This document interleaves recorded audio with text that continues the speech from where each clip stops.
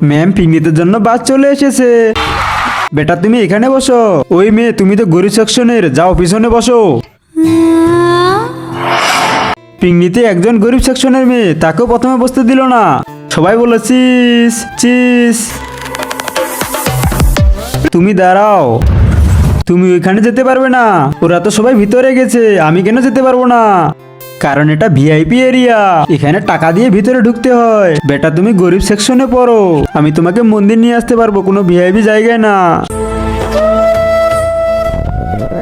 Principal sir, আপনি এখানে?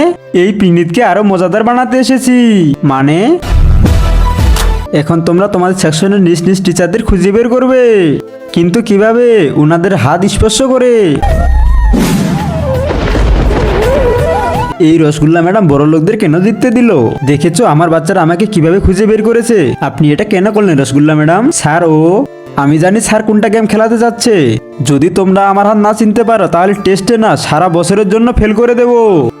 Sir, আমি চাই না আমার জন্য বাচ্চাদের সারা বছরের রেজাল্ট খারাপ হোক। আপনি যদি আপনার টিচারকে ভালোবাসেন, চ্যানেলটা সাবস্ক্রাইব করে টিচারের নাম লিখে যান।